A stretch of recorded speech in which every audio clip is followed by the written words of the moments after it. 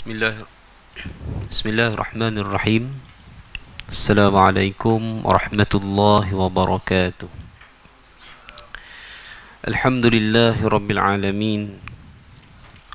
Wabihi nasta'in, wassalatu wassalamu ala nabiyyil amin, Nabiyyina Muhammad wa ala alihi wa sahbihi ajma'in. Rabbi shrah li sadri wa yassir li amri wahlul uqdatan min lisani yafqahu qawli.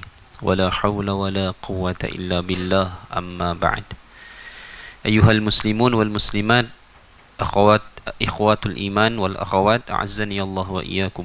Muslimin muslimat, hadirin sekalian, InsyaAllah saya mohon izin terlebih dahulu pada malam ini, sebelum kita memulakan kelas bahasa Arab kita, untuk saya memberikan satu clarify atau penjelasan berkaitan dengan satu video saya yang telah pun disunting kemudian dimuat naik ke laman YouTube.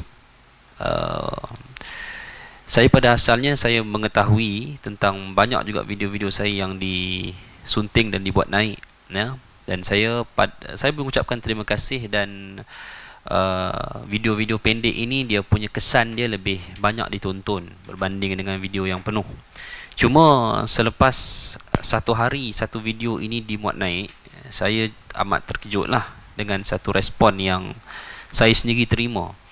Apabila terdapat satu video yang telah pun disunting dengan, bagi saya lah, kesuntingan itu boleh menimbulkan satu persepsi yang tidak berapa baik, khususnya bagi orang-orang yang mahir bertajwid dan ahli mereka, ya. Mungkin dia satu kegembiraan bagi orang-orang yang tidak mahir membaca Quran ataupun tidak lancar dalam membaca Quran, ya.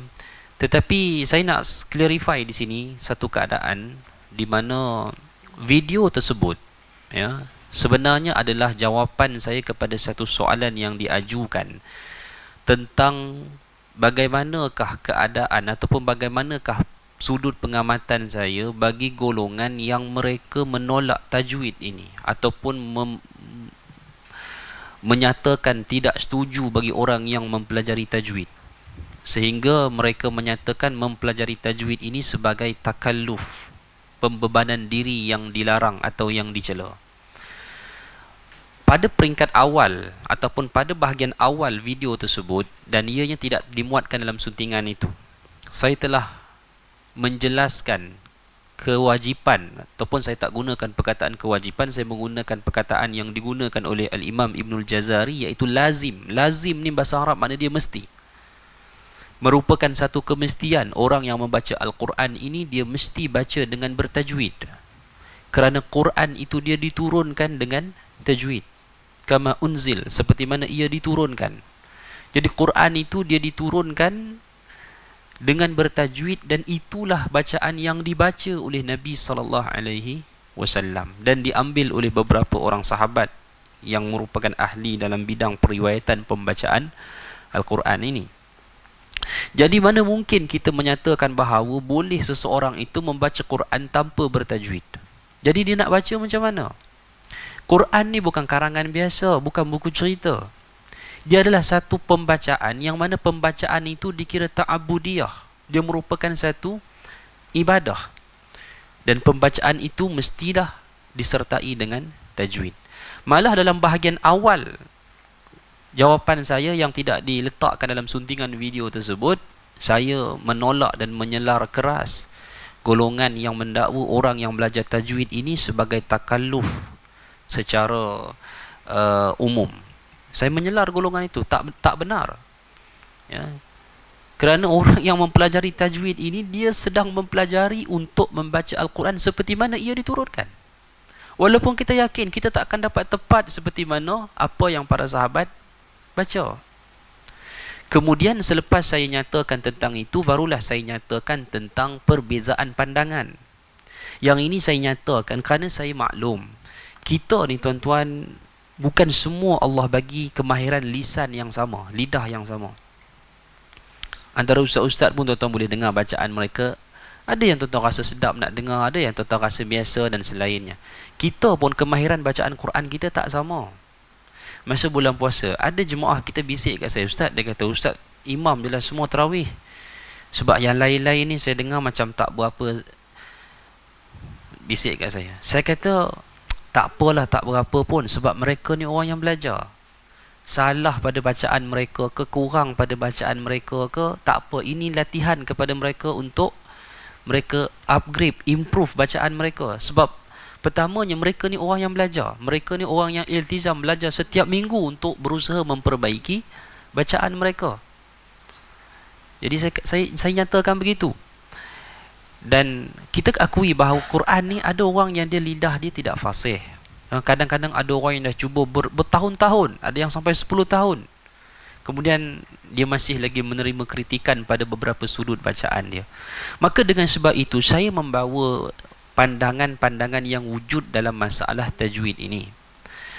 Perkataan takalluf yang saya hurai, itu pun para ulama bahagikan dua. Saya telah nyatakan di peringkat awal yang tidak dimuatkan dalam suntingan, iaitu takalluf yang mahmud, yang terpuji.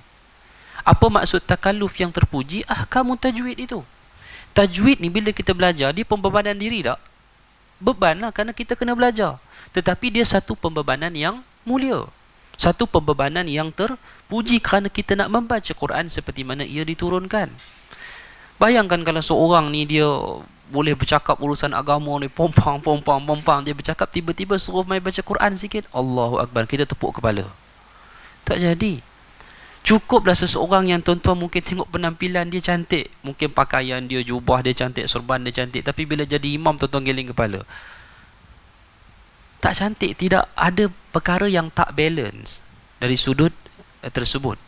Maka sebab itu pembebanan diri yang terpuji yang pertama, yang takalluf yang mahmud adalah mempelajari ilmu tajwid. Cumanya dalam itu saya nyatakan pandangan-pandangan yang sedikit pelbagai di kalangan para ulama dalam menetapkan apa hukum tajwid.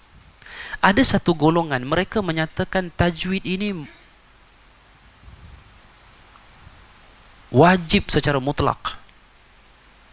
Malah ada juga yang berpandangan bahawa dia mesti dibaca secara talaqi bil musyafahah, dengan lisan ke lisan.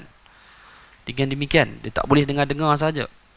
Itu satu pandangan yang saya rasa baguslah. Sebab itu kita bila tajwid tu kita belajar begitu.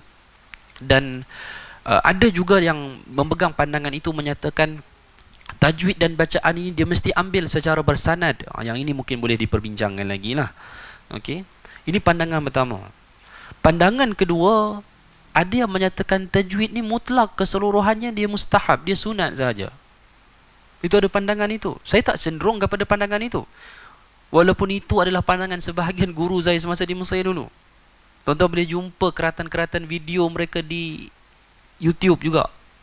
Tapi video tu tak banyak view. Dah 5 tahun dia letakkan 1.3 ribu je. Jadi tak viral sangat. Banyak pandangan-pandangan seperti itu kita boleh temui dalam YouTube.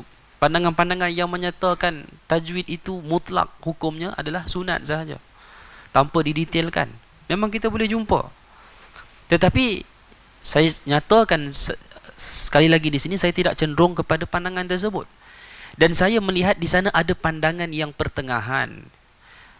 Pandangan ni siapa nak setuju, setuju. Golongan yang dia tak setuju, tak apa. Dia nak memegang kepada keseluruhan tajwid adalah wajib. Tak apa. Itu tidak menjadi masalah. Tetapi ada satu pandangan yang dia pertengahan antara dua pandangan ini.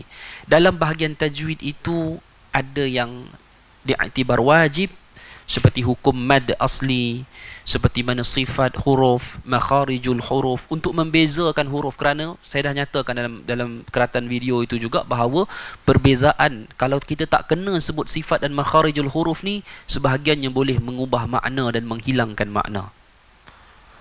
Kemudian ada hukum-hukum lain yang diiktibar wajib, seperti waqaf ibtida. Waqaf ibtida ni kena tahulah, tak bolehlah baca kod nak mula ikut dan, nak berhenti ikut dan. Jadi kena tahu hukum-hukum itu. Sebahagian menisbahkan itu adalah hukum yang wajib, dan ada lagi beberapa perkara yang lain. Kemudian ada pula yang diiktibar sebagai perkara yang dia tahsiniat, kesempurnaan. Yang ni yang banyak dimention dalam video itu, sehingga sebahagian golongan menganggap saya menyatakan tajwid keseluruhannya tahsiniat sahaja. Sehingga ada pihak yang berpandangan video ini boleh menyebabkan orang bermudah-mudah dengan tajwid. Tidak. Saya telah nyatakan bahagian tajwid pertama yang wajib diambil oleh umat Islam untuk pembacaan Quran mereka. Cuma ada sebahagian pandangan menyatakan di sana ada hukum yang dia bersifat tahsiniyat, hukum-hukum yang pada sifatnya dia tidak, kalau tersilap atau tidak sempurna, dia tidak mengubah makna Al-Quran. Ya, seperti mana hukum gunnah, dengung. Sebab dengung ni, tuan-tuan perasan tak? Kalau tuan-tuan baca Quran dengan 5 orang guru, 5-5 kadang-kadang tuan-tuan jumpa lain. Tuan-tuan pergi ke Masjid Nabawi, ada guru-guru yang dilantik untuk mengajar Al-Quran kepada para zair ni. Dalam video tu pun ada orang salah faham. Sebab saya ada sebut tentang orang yang mengajar di Masjid Nabawi. Saya maksudkan bukan orang tu. Orang-orang tu, itu guru-guru yang dilantik oleh pihak masjid untuk ajar Quran kepada jemaah yang hadir ni. Yang tu tuan-tuan pergilah ambil ilmu daripada mereka. Ni ada yang saya maksudkan dalam video sebelum ni, ada orang yang dia jemaah juga, dia orang menunaikan umrah juga, tapi bila dia tengok ada halaqah seperti itu, dia pun nak buat. Dia ni bolehlah baca Quran sikit. Biasa saya tengok, biasa ni orang yang buat ni orang belah India, Pakistan, dia duduk di bahagian belakang-belakang, dia baca Quran dengan kuat. Tiba-tiba bila ada orang lalu, dia panggil. Kan, dia pun orang yang ziarah juga, orang yang buat umrah juga. Kan, kadang-kadang itu yang saya tampak, kadang-kadang mereka sengaja memberatkan kaedah pembacaan orang yang membaca dengan mereka. Itu yang di Masjid Nabawi itu, kalau tuan-tuan jumpa halaqatuz zuwar tu, halaqah untuk orang yang ziarah tu, yang di tiang-tiang, tuan-tuan pergilah. Jangan pergi seorang. Tuan-tuan pergi satu tiang ni, dah habis baca Fatihah dengan dia, pergi lompat tiang lain, baca pula Fatihah. Tuan-tuan akan jumpa ayat yang dia tak tegur, yang syekh pertama tak tegur, syekh kedua betul ayat tu. Sebab sifat dia memang macam tu. Ada perkara yang memang dia sampai kepada kita dalam keadaan subjektif, macam dengung. Saya sendiri semasa di Mesir, beberapa guru yang saya temui tak sama semua mereka punya kaedah dalam kaedah mendengungkan itu. Jadi sebab itulah adalah satu sudut pandang di sana yang menyatakan beberapa hukum yang dia tidak terkait dengan perubahan makna, dia tidak dianggap wajib. Tetapi maksud tidak dianggap wajib di sini bukan kita boleh ringankan. Apakah alasan kita untuk tidak tahsin pembacaan Quran kita, sekalipun kita berpegang dengan sebahagian tajwid tidak wajib, tetapi tidak ada alasan untuk kita tidak mentahsinkan bacaan paling mulia yang saya fikirkan yang keluar daripada lisan kita, iaitu Al-Quran. Ya. Jadi kesimpulan dia lah, tuan-tuan dan puan sekalian, ya, yang saya sebutkan di sini untuk saya clarify agar perkara ni boleh menurunkan kadar tekanan darah saya. Kan, di mana tuan-tuan jumpa kelas tajwid, kelas-kelas Al-Quran tahsin daripada guru-guru yang tuan-tuan percayai, ambillah masa, ikutlah. Yang saya fikir kat Baitus Salam ni pun, saya rasa kalau satu ruang yang tuan-tuan tak boleh nak tinggalkanlah. Belajarlah. Kan? Belajarlah setakat mana kita mampu. Kalau sebab kita tak tahu kadang-kadang kemampuan lisan yang Allah bagi pada kita. Kadang-kadang kita rasa tak mampu tapi kita tak mau belajar. Tiba-tiba bila kita belajar, tengok-tengok akhirnya kita boleh baca dengan baik, dan mungkin kita boleh mengajar satu masa nanti. Tapi adalah orang yang dia belajar lama, dia tetap, dalam hadis disebut golongan yang ia tak, dia tetap merangkak. Tak apalah. Kan, dia dapat ganda pahala. Kan, di mana pun kita jumpa kelas-kelas yang mendidik kita untuk mengindahkan, memperelokkan bacaan Al-Quran ni, ambil lah tuan-tuan. Walaupun kita dah pernah khatam tajwid, jumpa guru lain, ambil pula. Kerana kita akan dapat ilmu yang baru. Begitulah. Kemudian ada beberapa perkara yang mungkin dikritik, seperti contoh seperti misal yang saya contohkan dan sebagainya. Yang ini wallahu alam, ya, kita tidak dapat puaskan hati semua pihak. Masing-masing ada sudut pandang, masing-masing orang lain juga belajar, orang lain juga bertalaki, kita juga belajar, kita juga bertalaki. Kita ada beberapa sudut-sudut pandang kita. Mungkin ada orang yang dia syadid dengan Quran, ada orang yang dia mungkin lebih ringan sedikit bagi orang awam dalam pembacaan Quran. Kan, saya ada bagi satu contoh ayat yang bagi saya bacaan itu agak menekan, ya, agak menekan, tetapi ada yang menyatakan itu sekadar maratibul qiraah, dan ada yang menyatakan bacaan saya itu masih lagi dalam bacaan yang tartil, yakni bacaan yang dituntut. Tak apalah, itu pada satu sudut pandangan yang kita meraihkan perbezaan ini. Ya, maka saya harapkan apa yang saya nyatakan di sini jelas, dan saya juga mengharapkan pihak yang berkenaan yang terbaik dapat removekan video tersebut dan ambillah video ini dan nukillah dengan tajuk yang baik, ya. Bertajwidlah kerana ianya mudah, ya. Bertajwidlah kerana Quran itu diturunkan dengan tajwid sebagai kesempurnaan bacaannya. Jadi hadirin sekalian, insya-Allah, ya, dengan penerangan ini saya harapkan tuan-tuan dapat sebar-sebarkan, ya, sebagai pembetulan kepada apa yang telah pun diviralkan, yang saya rasa berlaku sedikit silap faham, ya, di sana. Wallahu alam. Ya, semoga Allah merahmati kita semua. Aku qauli hadza wa astaghfirullah. Assalamualaikum warahmatullahi wabarakatuh.